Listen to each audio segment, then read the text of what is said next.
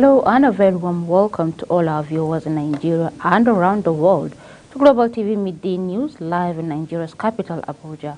I am Fauziya Lukman. Tinubu assures investment from Saudi of world highest returns in Nigeria at the Saudi Africa Summit in Riyadh, Saudi Arabia. President Bola Tinubu has assured potential investors that their investments are safe in Nigeria. Speaking at the Saudi Africa Summit in Riyadh, Saudi Arabia on Friday, President Tinubu says Nigeria is ready for business while assuring investors of some of the world's highest returns on investment. The president says Nigeria is desirous of enhancing collaborations with the Kingdom of Saudi Arabia on combating terrorist organizations such as Boko Haram, ISWAP, and other violent extremist groups which have been terrorizing the Lake Chad and Sahel regions. Saudi Arabia and Nigeria have always enjoyed a special relationship at both the bilateral and multilateral levels. Within the past 6 decades, our bilateral cooperation, which was initially Hajj-centric, has witnessed diversification to cover a number of areas of common interest. It is delightful to note the presence of this great kingdom of a large number of our compatriots and professionals, including high-skilled medical practitioners and professional football players. After months of campaign and preparations by the various stakeholders, voters in Bayelsa, Imo, and Kogi State will today elect their new governors.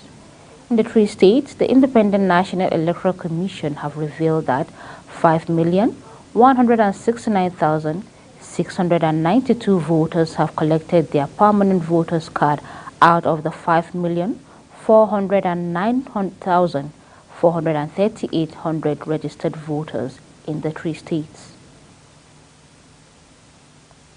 The federal government says it will start charging owners of completed unoccupied houses triple ground rent instead of the single rate normally charged for 3 months after completion. The Minister of Housing and Urban Development, Ahmad Lengiwa, said this in an interview with newsmen during his continuation in the site visit of housing project constructed by the government and its agencies on Friday in Abuja. Lengiwa affirmed the issues of completed unoccupied properties was prevalent in FCT and some states in the Federation, while many citizens were in dire need of accommodations. The Appeal Court Legal Division has dismissed the petition filed by Action Alliance, an Accord party, against the election of Governor Umo Eno of Akwa Ibom State. The 3-panel member, led by Justice Tahini Hassan, on Friday dismissed the petition after the Appellate Court observed that the findings of the Election Petition Tribunal was unassailable. The Action Alliance and its governorship candidate, Akwa Udod, has contended that the party's name was not captured on the ballot papers. They therefore urged the court to nullify the elections. However, Eno and his party, the People Democratic Party, prayed the court to discontentance of the submission of AA. Lagos State government has concluded plans to short and divert traffic on Marine Bridge, Apapa area of the state, for repairs from Friday 10th November till Thursday 21st of December 2023. Commissioner for Transportation Oluwaseun Oyisemi announced the planned closure for rehabilitation works. He noted that in continuation of the repair works by the Federal Ministry of Works and the Marine Bridge, traffic will be diverted to the bridge from Friday 10th November till Thursday 21st December 2023, urging motorists to make use of the Marine Bridge access road to Area B and make a U-turn at the Point Junction Road towards Marine Bridge to continue their journeys.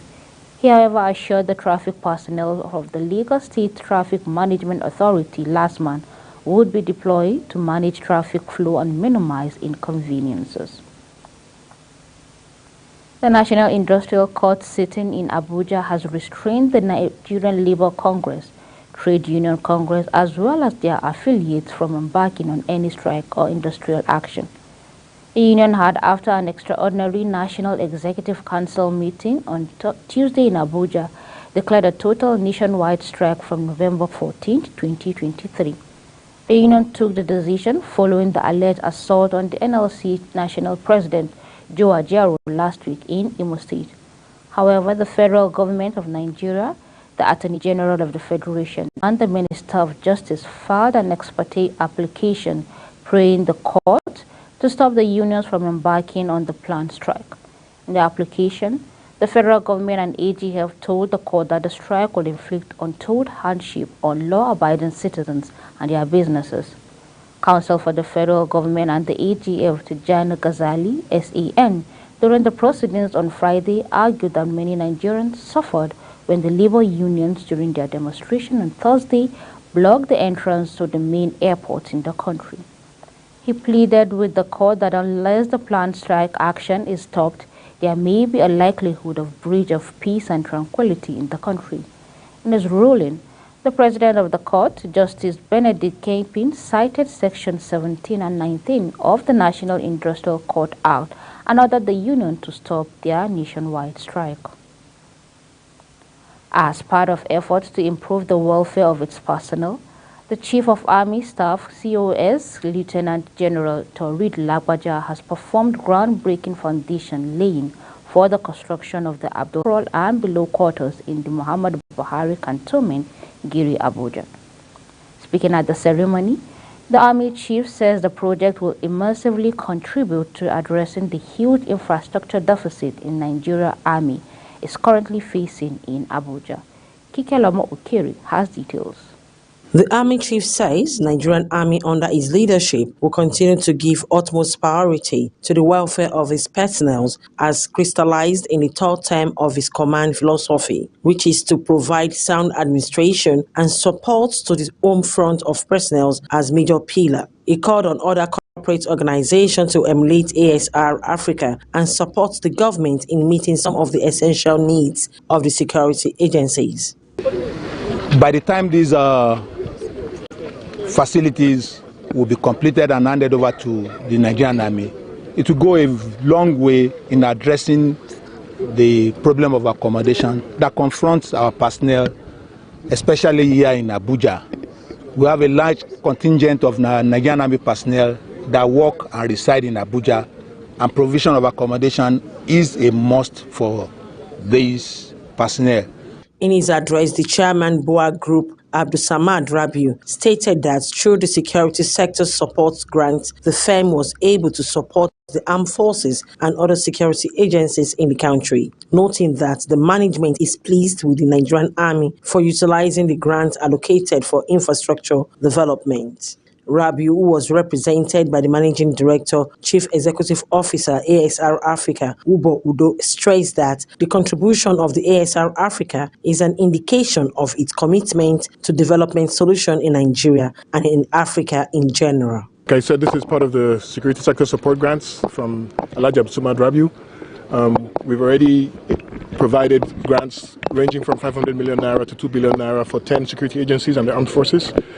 This is part of our program, and we're going to implement these ones first and then see what happens going forward. You work for the Army, eh?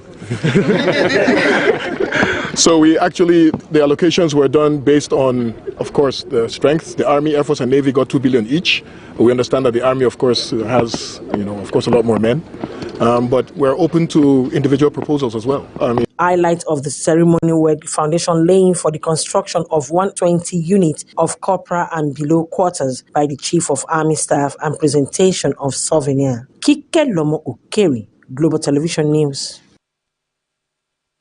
Niger State Police Command has arrested a 51-year-old woman for allegedly stealing a 3-year-old girl and attempting to take her to a buyer who had paid her 530,000 naira. The suspect, who was said to have stolen the child from the parents into the Natsira area of Mina, was arrested while trying to board a bus to transport the child to Nnewi in Anambra State. The statement read, on October 25, 2023, around 7:30 p.m., one Blessing Jeremiah, 51, of Katerengwari, Mina, was seen at the bus park around Maitumbi bypass Mina in an attempt to board a bus to travel with a 3-year-old girl suspected to have been abducted. The State Police Public Relations Officer Abiodun Wasiu made this known on Friday in a statement in which he said the girl has been reunited with her parents. You're watching Global TV Midday News, coming to you live from Nigeria's capital, Abuja. We are on StarTime channel 276. Kindly follow us across social media platforms using @GlobalTV NG and other handles now showing on your screen. When midday news returns, federal government to spend 7.76 trillion naira on salaries as well as other items. The news continues shortly with details of this and other stories right after this short brief. Please don't go away.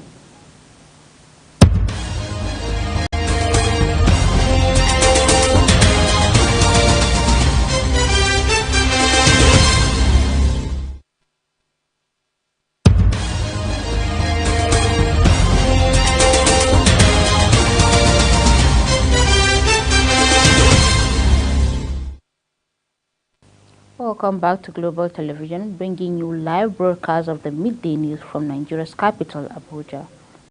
On the foreign scene, citizens of the climate-threatened Tuvalu will have to ride to leave the Australian under the landmark path unveiled Friday. It is an offer to refuge to their Pacific homeland is lost beneath the seas. Prime Ministers Scotia's Netanyahu and Anthony Albanese inked a treaty to help Tuvalu's 11,000 residents tackle climate change and take up sanctuary should worst fears materialize. Tuvalu is among the world's most vulnerable nations due to rising sea levels. 2 of Tuvalu's 9 coral islands have already largely disappeared under the waves, and climate scientists fear that the entire archipelago will be uninhabitable within the next 80 years. Toxic smog in the eastern Pakistan has made thousands of people sick, forcing authorities to shut some cities for the rest of the week. Smog in the country's second largest city, Lahore, has risen to dangerous levels. The Punjab provincial government has ordered the schools, offices and malls and parks in 3 cities including Lahore be closed until Sunday. Over the past few days, Lahore's air quality index, which measures the level of fine particulate matter in the air, has hovered around 400 mark. IQI levels are at below 100 to the general thought of satisfactory. Lahore borders the Indian city of Amritsar. North India is also suffering from the impact of toxic smoke. Air pollution in the Indian capital Delhi has risen to alarming levels on Tuesday.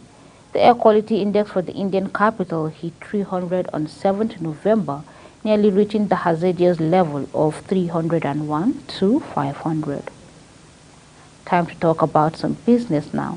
The African Development Bank, AFDB, has contributed $1.5 billion toward advancing the export of value-added agricultural products through the Special Agro-Industrial Processing Zone (SAPS) initiative.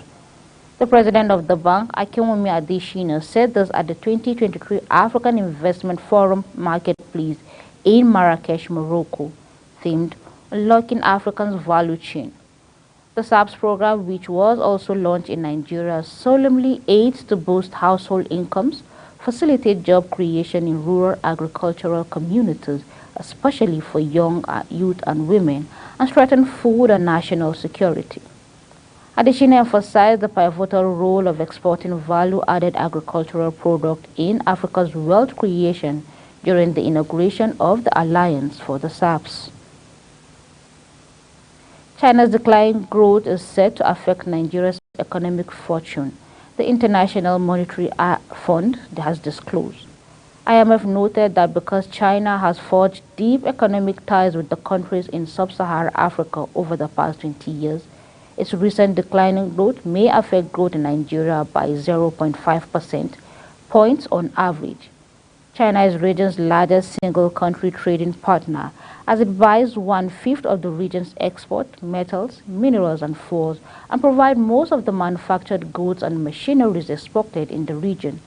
The IMF highlighted it, however, noted that China's recovery from the pandemic is now set to ripple across Africa. The Washington-based lender revealed that in this post titled China's Slowing Economy Will Hit Sub-Saharan Africa's Growth. It further stated that the ripple effect of China's slowing economy extended sovereign lending to sub-African Sahara, which fell below $1 billion last year, the lowest level in nearly 2 decades. It highlighted that the cutback marks is a shift away from the big-ticket infrastructures in financing. Let's talk to sport. Nigerian striker Victor Osimhen hopes to be fully fit for Napoli's UEFA Champions League match 5 clashes against Real Madrid at the Bernabeu on November 29. Osimhen was now called up by Nigeria for their 2026 World Cup qualifiers against Lesotho and Zimbabwe. He had missed Napoli's last 5 consecutive games, leaving Rudy Garcia without the star striker, who has scored 6 times in the 10 games he has played so far this season before his injury. The 24-year-old Nigerian forward returns to Naples on Tuesday from Nigeria and has been carrying out individual training exercises at Castel Volturno as he works on his recovery, keen to get back on the pitch as soon as possible. The former Lille striker was in the stand at the Stadio Diego Armando Maradona to watch Napoli's Champions League clash with Union Berlin, which ended in 1-1. A second-half strike from David Fofana cancelled out Matteo Politano's 39th minute opener. The result leaves Napoli 5 points adrift, leaders Real Madrid. As Israel's footballers prepare to play Kosovo in the Euro 2024 qualifiers on Sunday, which is their first international fixture since the war broke out in the country in October, Pristina police are on alert after a series of social media posts calling for the game to be cancelled. However, after dozens of messages criticizing Israel's military campaign in Gaza began to circulate in social media under the hashtag "Baby Killers are not welcome here," Kosovo police told local media that they have been increasing security measures so that the game goes as smoothly as other sports events. Kosovo authorities have already announced that each of the 14,000 tickets released for Sunday's game will be personalized, and only fans who present both tickets and their ID card will be allowed into the Fadil Vokri Stadium. The Football Federation of Kosovo admitted that they considered holding the game in an empty stadium due to security reasons. Super Eagles head coach Jose Santos Peseiro has invited goalkeeper Maduka Okoye, defenders Kenneth Omaro and Olaoluwa Aina, midfielders Alex Iwobi and Frank Onyeka, and forwards Moses Simon, Kelechi Iheanacho and Taiwo Awoniyi, and Lukasen Starman, Victor Boniface among a list of 23 players for this month's 2026 FIFA World Cup qualifying matches against Lesotho and Zimbabwe. The list unveiled Thursday night also has goalkeepers Francis Uzoho and Olorunleke Ojo, defenders Oluwashimilogo Ajayi and Bright Osayi Samuel, midfielder Raphael Onyedika, and forwards Ademola Lookman and Tarem Murphy. Defender Jamilu Collins will make a return after a long day off due to injury, and there is a first ever call for Bayern Leverkusen and Germany forward Nathan Taylor. Spain Bears striker Sadiq Omar also makes a return after a long absence. That's it on Global TV Midday News. We are on StarTime channel 276. Kindly follow us across social media platforms using @GlobalTVNG and other handles on your screen. We'll join you soon on the Base University convocation. On behalf of the production team, I am Fauziya Lukman. Thank you so very much for watching.